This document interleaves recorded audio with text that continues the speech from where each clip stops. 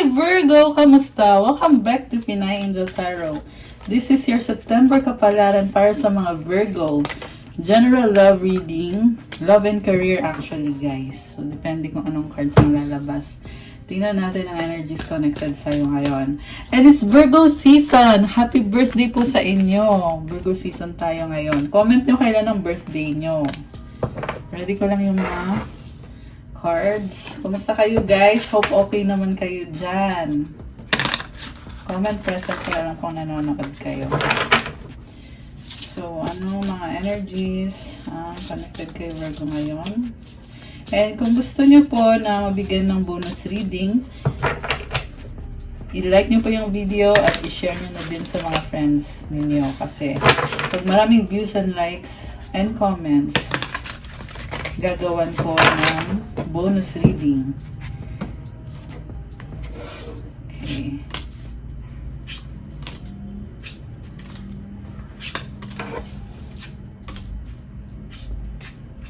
Okay, so tingnan muna natin yung mga mensahe galing sa angels mo.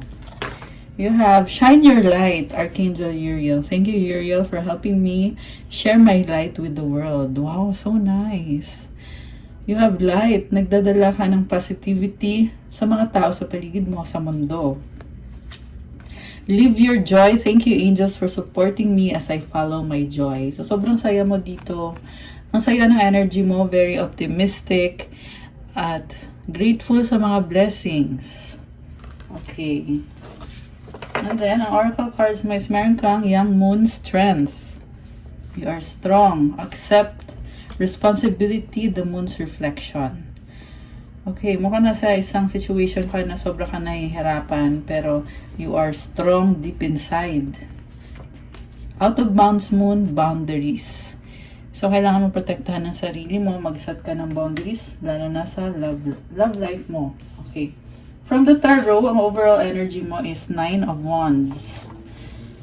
Merong sitwasyon dito na binigay mo lahat ng best mo. Ngayon nasa point ka na masabi mo pagod ka na and may frustration frustrated ka kasi binigay mo lahat, ginawa mo lahat para sa taong yan, pero for some reason hindi pa rin nag-work out para sa'yo.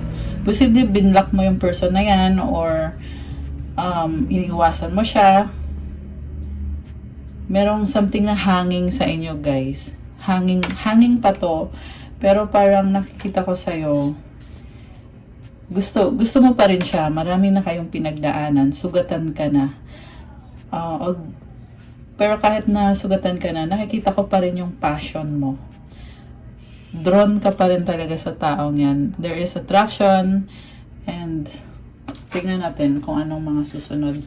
Pero I feel like this is a temporary challenge. Although, tagal na nga nito and dami na nga nangyayari.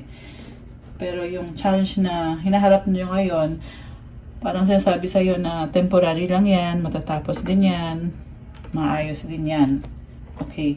Ang focus mo ngayon is 2 of Swords. Hindi ka pa makapag-desisyon sa ngayon. Hindi ka makapag-decide kasi may mga fears ka Kaya hindi ka makagalaw. What crosses you is the High Priestess. Pinapakiramdaman mo. Connected ka sa intuition mo at pinipili mo mag-isa at manahimik. Pero hindi ibig sabihin na tahimik ka ay wala kang alam. Kasi itong High Priestess energy, maraming alam yan. Pero pinipili mo muna na wag na lang sabihin kasi tinitingnan mo yung mga signs. Okay? What lies below? 7 of Cups, daming options. Merong stressful situation. May problem kayo talaga ng person na to na kinaka-stress mo sa ngayon. Pero at the same time, ang dami mo ding pangarap. At andun yung nalilito ka kung ano bang gagawin mo dito. Kasi may mga pangarap ka para sa inyo. At the same time, nalilito ka kung worth it ba tong investment na binibigay mo sa taong yan? Worth it ba mahalin yung taong yan? Mukhang tinitingnan mo din yung iba-ibang options mo. So, marami pong posible mangyari para sa'yo, Virgo. What lies above? 2 of Pentacles. You are juggling.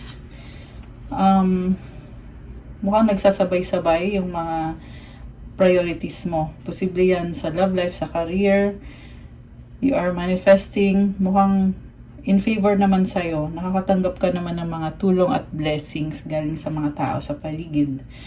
Yung nga lang parang binabalanse mo eh. Merong something dito. Ano kaya yon? Tingnan natin mamaya. So, sa recent past, 3 of Swords, nasaktan ka. I feel like nagkaroon ng third party, kaya nag-heal ka eh. Sugatan yung puso mo. You're mending a broken heart. Kaya pala nagdadalang isip ka. So, yun na nga, posible nagkaroon ng third party dito. Kaya natatakot ka na ngayon.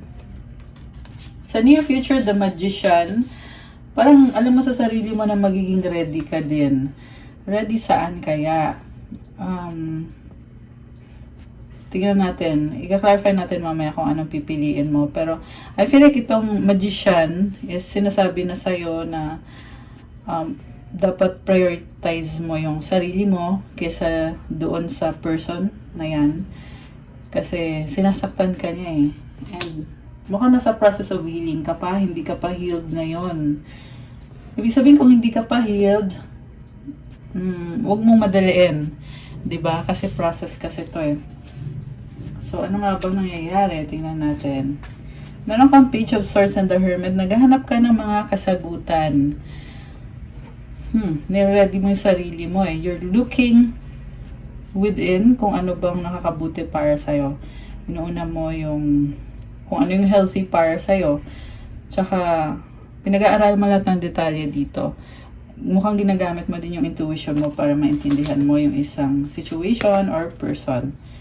Oh, connected sa love life, the Lovers and the Queen of Wands.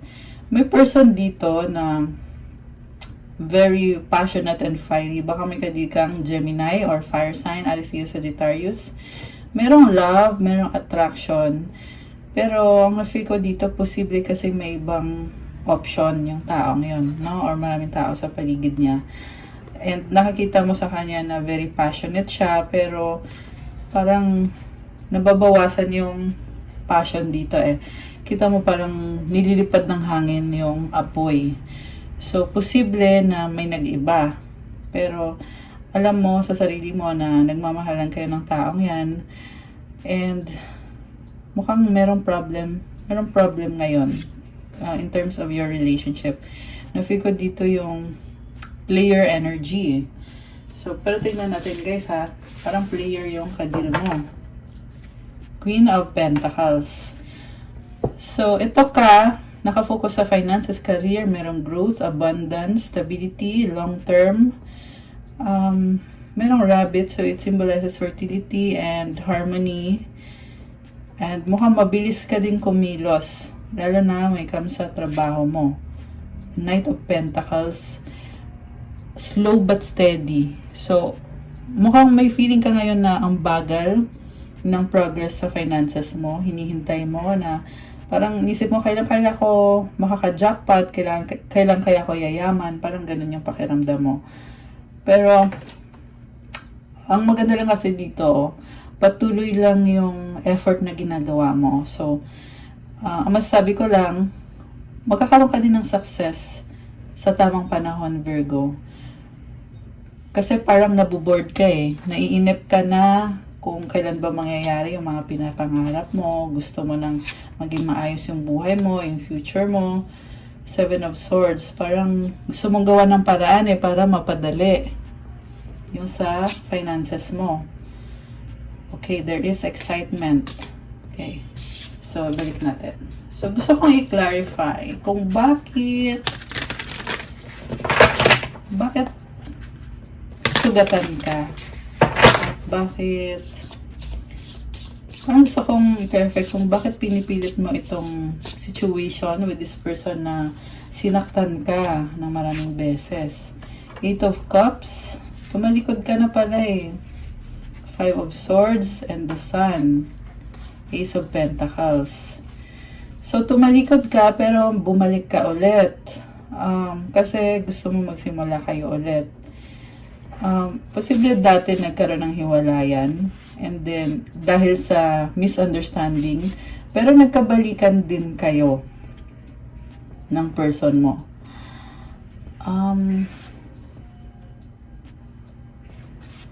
Nagkabalikan, nagkaroon ulit ng bagong simula dito. Okay. So, siguro ito yung situation na on and off kayo. Kaya napapagod ka eh. So, merong the world card. Ito, ending. Two of Wands. Merong umalis. Or gustong umalis. Ah, okay. So, baka itong person mo ay pabalik-balik. Knight of Wands energy. Okay. So, may nakita kong other option. Ayan, may other option.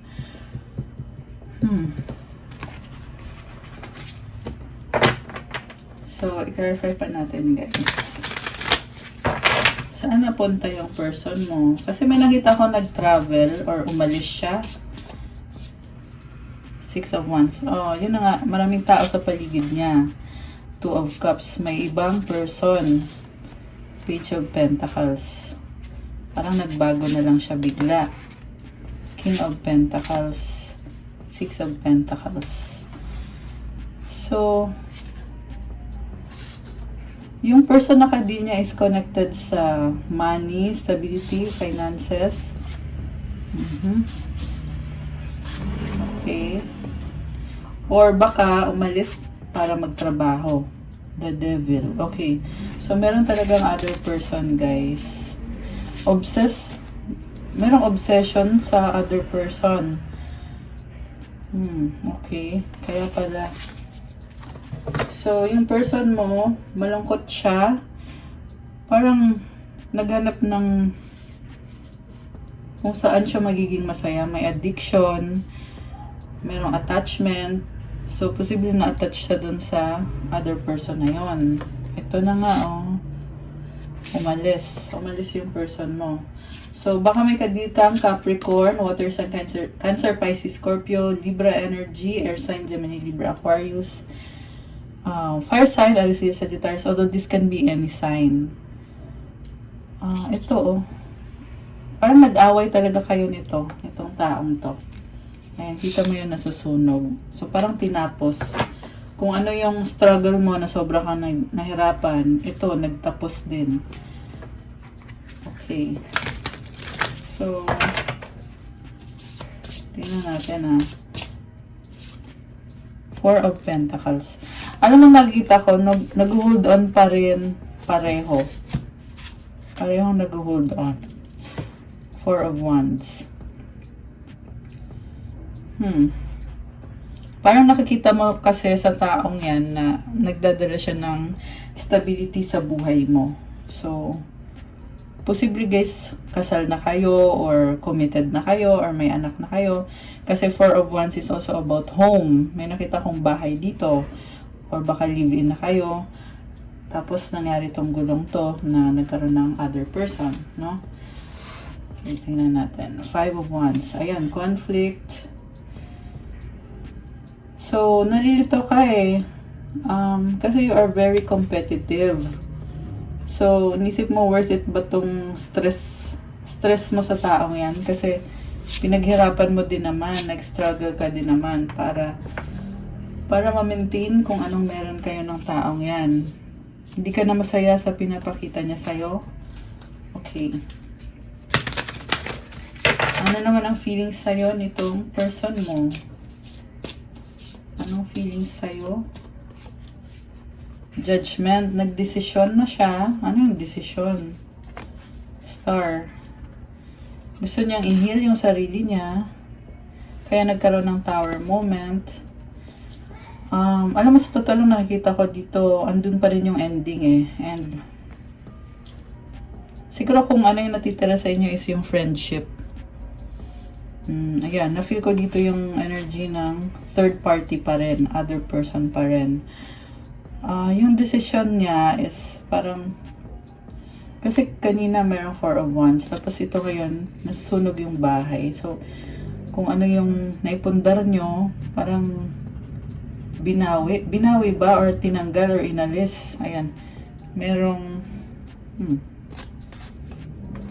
ayan, nagka-problema.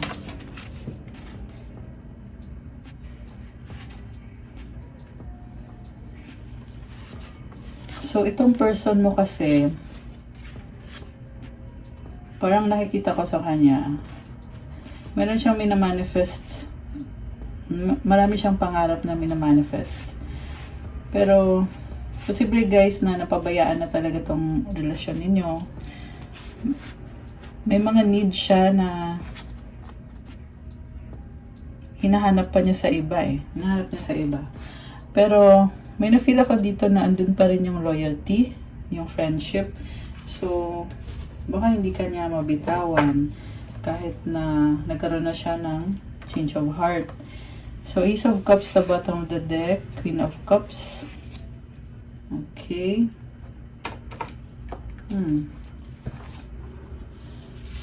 May bagong simula dito.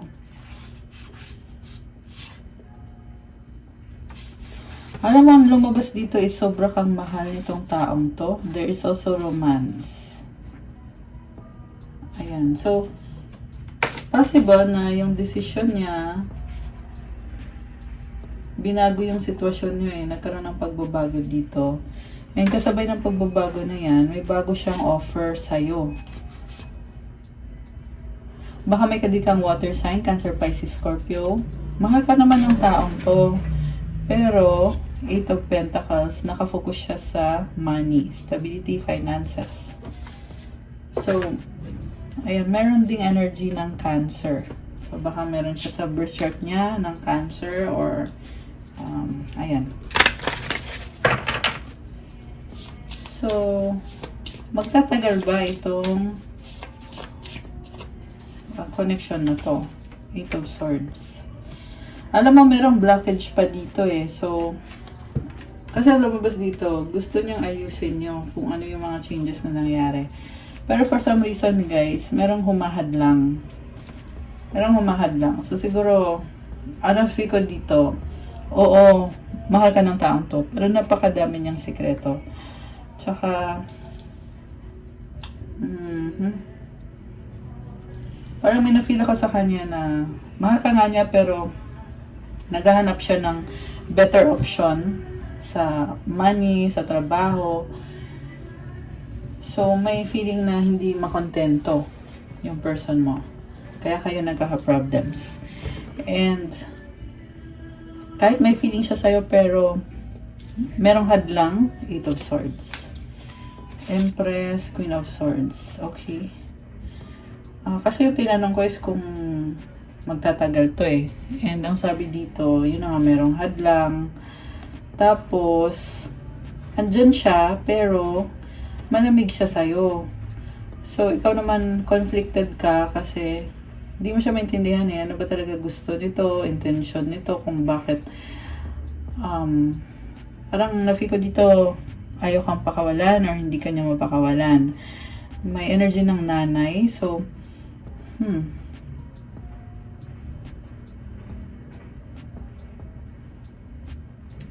posible yung nanay yung humahad lang. I don't know, guys. Pero, posible din naman yung nanay yung umuugnay sa inyo. Ayan. Yung sa hadlang,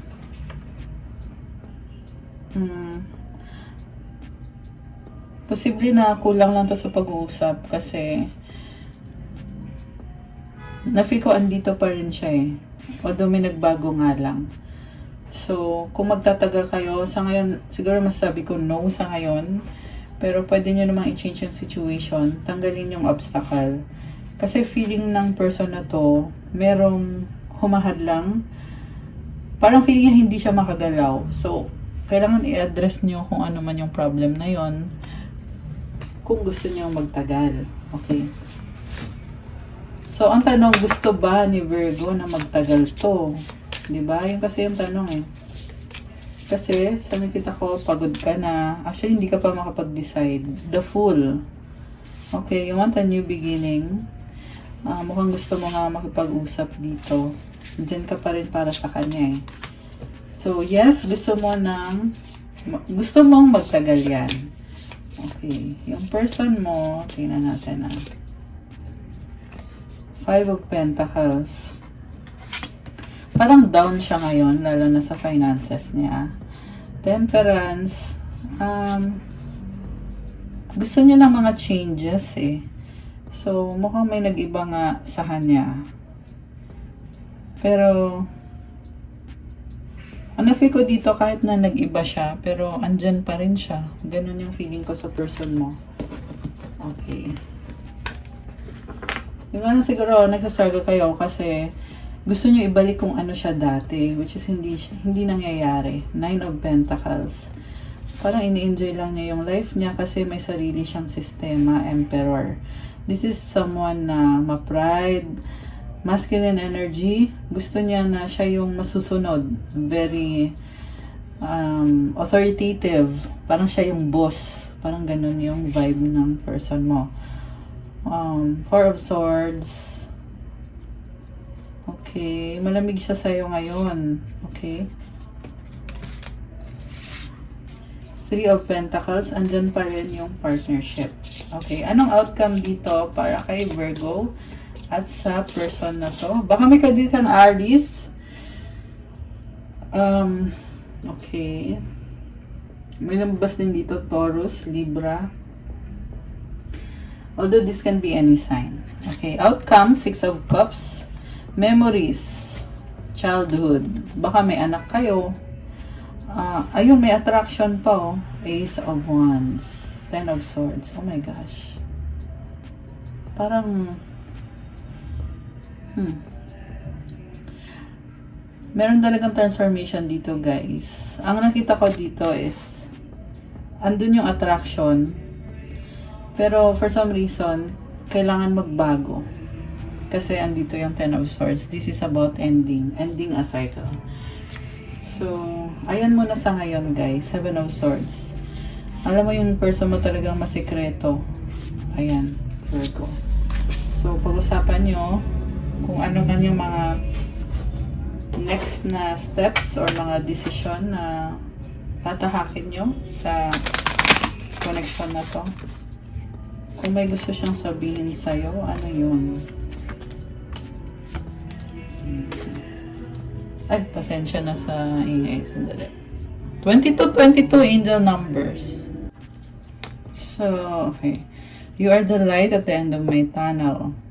Malungkot siya, no? Pero, umaasa sa'yo tong taong to na matutulungan mo siya. Oh, I love you to the moon and back a million times. Mahal ka. I love you so much. So, parang na-feel ko dito, very clear naman siya na sobra kanyang mahal. At, parang hoping siya dito na maging okay ang lahat. Ayun. So, okay. Tingnan natin from the book yung mga oracle messages for you. So, unahin natin yung strength, young moon.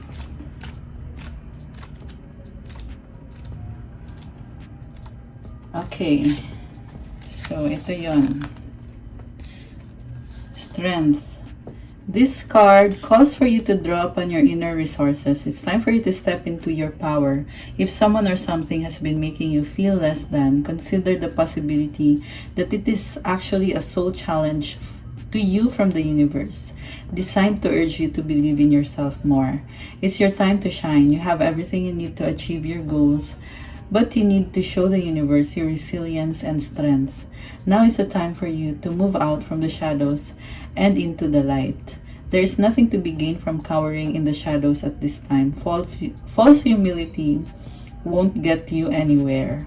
Don't sell yourself short, and don't even try to convince yourself that you don't have what it takes. You really do. The first step now is to think about all those times in your past when you got through big challenges. Doing that made you the person you are today, and you have all the resources you need to keep going.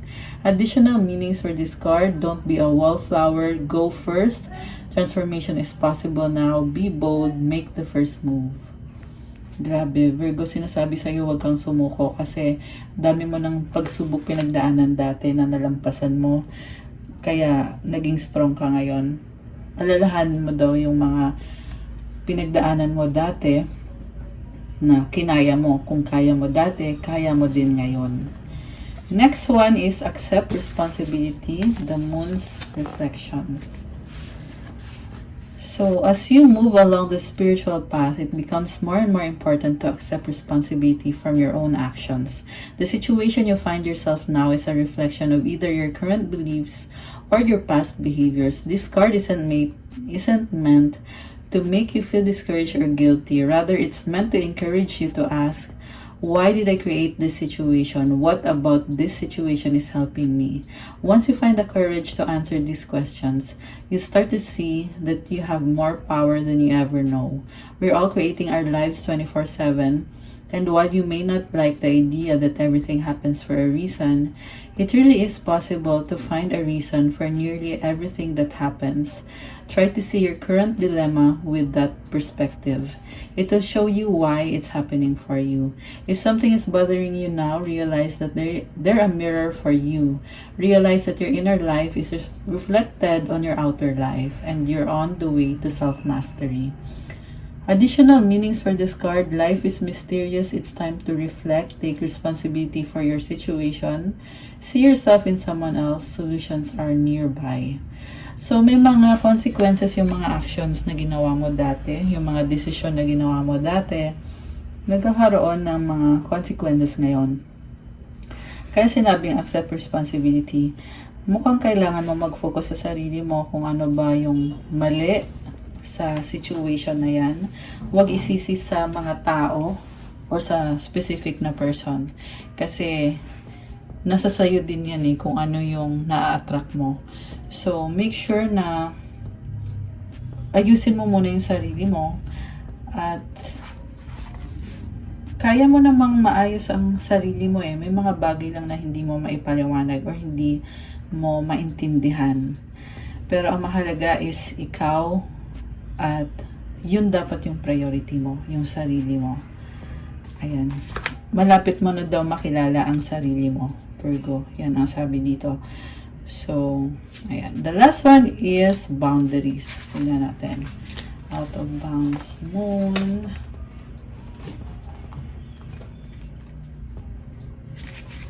So, ito yun. It's time to take full and honest inventory of your behavior in the recent past. Have you been going too far? Have you been acting out? Have you been allowing your emotions to get the better of you? If you know that you've been misbehaving emotionally, it's time to rein things in, draw up some boundaries. As much as you might want to get your own way in the current situation, you also need to take other people into consideration. If someone has been overstepping the boundaries with you, it's time for you to let them know, gently but firmly. There is magic in the air when this card appears, but you mustn't let emotions overwhelm you. You could be about to receive what feels like a miracle, but you need to behave in a way that is supportive of everybody involved. Spending time alone in meditation now will really help you understand what your best move is next. When emotions spiral, you can often chase away the very thing you want to attract. Additional meanings for this card: you're a unique and magical being. Emotions are running too high. Avoid overreacting. Draw a line under the past. Use your intuition more. So be gentle when you are setting boundaries. Don't let your emotions overwhelm you, Virgo. Yan yung pinaka-mensahe sa'yo dito. So I really love this oracle cards kasi very extensive very thorough yung explanation from the book. Kaya sobrang nakakatawa, And comment heart kung nagustuhan nyo ito. Okay, guys, so that's all for you, Virgo, for your September kapalaran. Happy birthday ulit sa inyo. Ayan, it's Virgo season, guys. Comment nyo kailan ang birthday nyo. Please like the video. Let me know kung nagustuhan nyo ba, kung nag-resonate ba, or kung ilang percent nag-resonate. 100%, 50%, or kahit 10% i-comment nyo pa rin. You can book a private reading with me if nag-resonate at kailangan nyo ng more information. Message nyo lang ako sa Viber or sa WhatsApp para mas mabilis. Syempre may bayad kapag private reading kasi ikaw mismo ang i-reading. Also, check out my Instagram for crystals na makakatulong sa'yo to attract more, to manifest, and iba-iba po mga benefits ng mga crystals. May mga special prayers and mantras yan to give you the best energy possible, and syempre magaganda ang quality. Also, meron tayong pa-attract ng love, money, wealth, prosperity, abundance, self-confidence. Meron din tayong for transformation, for new beginning, for vitality, for mental clarity, kung yun ang kailangan mo. Siyempre, pang tanggal ng stress, meron tayo yan. Kung nahirapan kayo matulog, meron tayong crystal for that. So, tingnan nyo na lang dun at i-message na lang ako. Thank you, Virgo! Have a good day. God bless you all. Stay safe. I love you guys. I'll see you again soon. Bye!